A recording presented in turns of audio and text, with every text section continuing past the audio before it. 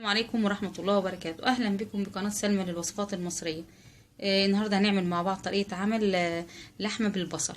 عملت معاكم قبل كده لحمة مسلوقة ولحمة ليا نص سوا ليا كباب حلة. هنعمل مع بعض لحمة بالبصل.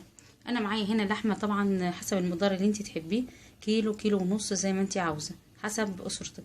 معايا البصل هنا معايا كتير، لأن البصل ده طبعا أنا مش هعمل حاجة جنب طاجن اللحمة بالبصل ده، فانا مكتره البصل لان البصل ده هعمل جنبيه رز، ويمكن هعمل جنبيه بطاطس مكعبات، بس هحطها اثناء يعني بعد تسويه اللحمه بشويه كده لما اجي ادخلها الفرن. ومعانا هنا معلقتين صلصه مدوبين بشويه ميه وتوم، وطبعا هنا التوابل بتاعتنا الملح والكمون والفلفل الاسود والبابريكا والبهارات بس. هبتدي بقى ان شاء الله. اول حاجه هعملها هاخد اللحمه دي على النار وهنشوف هنعمل ايه في طاجن اللحمه بتاعنا. اول حاجه ممكن تحطي معلقتين زيت او معلقتين زبده عادي،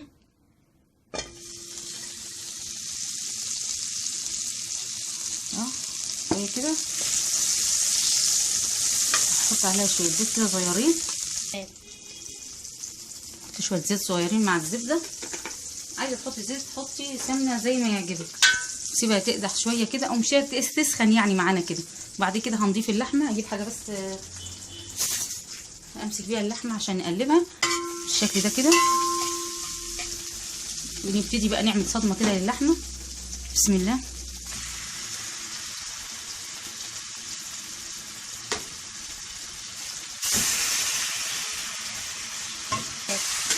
نضيف كل اللحمه بالشكل ده كده، نبتدي بقى نقلب ونحمرها خالص، مش تحمير تشويح، بالشكل ده كده. وبعد كده هضيف لها البصل بس لما اشوحها شويه.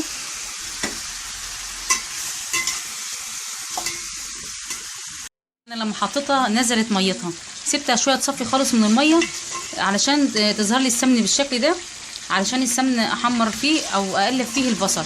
هبتدي بقى اضيف البصل، بس قبل البصل هضيف الثوم. ادي الثوم معانا هنا معلقه ثوم كده حلوه. هبتدي بقى اقلب. ضفت الثوم، هبتدي اضيف بقى البصل وهقلب. طبعا قلت لكم البصل كتير لان انا البصل هي الوجبه دي اللي انا هعملها، والبصل ده هيعتبر الصوص اللي انا هغمس بيه او هعمله مع الرز.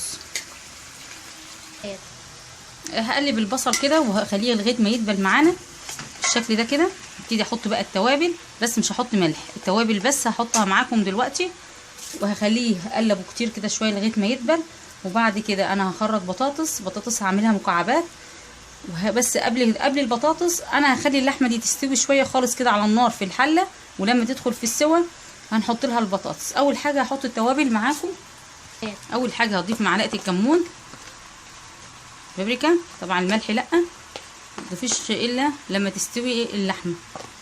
وعندنا الكمون، بهارات كده. انا ضفت، فاضل الملح معايا اهو، لسه بقى مش هحطه دلوقتي الا لما تدخل اللحمه بتاعتنا في السوا.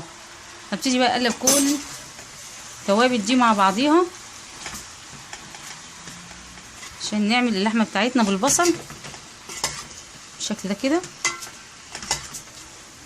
لما تدبل معايا هوريها لكم ان شاء الله، وهضيف لها شويه ميه وهسيبها تغلي شويه مع نفسها. انا ضفت البطاطس على اللحمه والبصل. هبتدي انقلهم بقى في صينيه وادخلهم الفرن.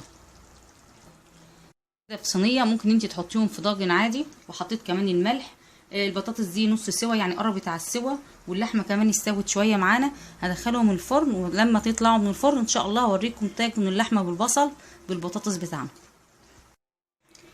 بقت جاهزه معانا خلاص، طلعتها من الفرن. يعني يا دوبك انت ما بتخليهاش في الفرن كتير وما تخليهاش تتحرق قوي، يا دوبك عشان تعرفي تغرفيها.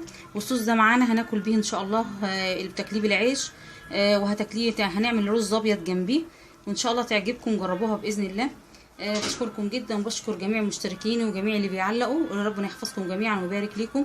والى اللقاء مع وصفه جديده من وصفات سلمى، والسلام عليكم ورحمه الله وبركاته.